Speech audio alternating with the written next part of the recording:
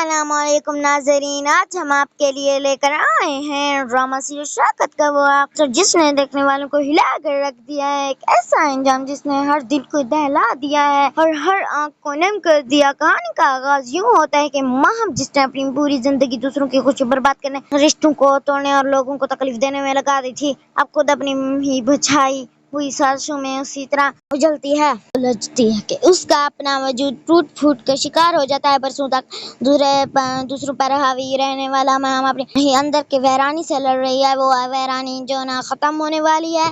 एक रात जब पूरा घर खामोशी में डूबा होता है, अचानक उसके कमरे में से एक जोरदार आवाज आती है, शीशे गिरने और टूटने की आवाज। सब लोग घबरा कर दरवाजा की तरफ दौड़ते हैं और कमरा खोलते हैं। एक ऐसा मंजर देखते हैं जिसे देखकर सबके रोंगटे खड़े हो जाते हैं। माँ आईने के सामने खड़ी है, उसके बाल बिखरे हुए हैं, हाथ में कैंची है जिस पर खून के धब्बे हैं और वो अपने ही से बातें कर रही है। कभी जोर जोर से हंस रही है तो कभी एकदम खामोश होकर चीखने लगती है। इसके चेहरे पर वहशत और पागलपन साफ झलक रहा है।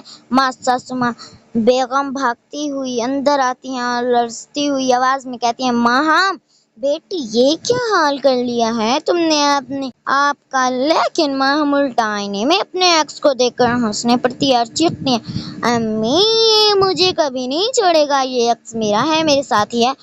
तुम सब ने तो मुझे छोड़ दिया लेकिन ये नहीं छोड़ेगा।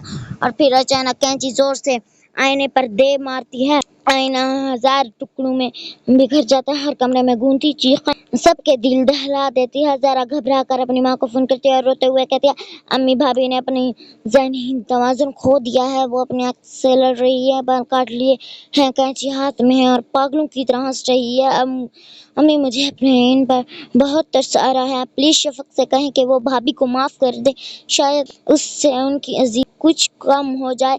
अच्छा ये सब सुनकर फौरन शफक के पास जाती है और कहती है, बेटा जरा ने बताया कि माहम का हाल बहुत खराब हुआ, वो होश खो बैठी है, तुम्हारी माफी शायद उसके लिए किसी रहमत से कम ना हो। तुम बड़े दिल वाली हो, अगर तुम उसे माफ कर दो तो शायद उसकी दुखों का बोझ कुछ शफक की आंखों से आंसू बहने लगते हैं। वो सिसकती हुई आवाज में कहती है, फूफो मैंने दिल से माफ कर दिया, भले उसने मेरे साथ कितना जुल्म किया, जितनी भी ज्यादतियां की हों, सब कुछ भुला दिया, क्योंकि अल्लाह ने मुझे जरूर वापस दे दिया है। मेरे बच्चे मुझे वापस मिल गए हैं, अब मेरे दिल में कोई शिकायत नहीं। ये सुनते ही अजरा का दिल मुतमईन हो जाता है। लेकिन असल आजमाइश अभी बाकी है। जब शाम का जुनून दफ्तर से घर वापस आता है और उसको परेशान दिखता है तो पूछता है, शफक अन्नी उलझी हुई क्यों लग रही है। शफक की आवाज लर्जती, जरूर दिल पर बहुत बोझ लगता है, सब मेरी वजह से हुआ। अगर मैं तुम्हारी जिंदगी में ना आती तो शायद माहम का ये हाल ना होता, शायद वो आज भी सुकून से जी रही होती।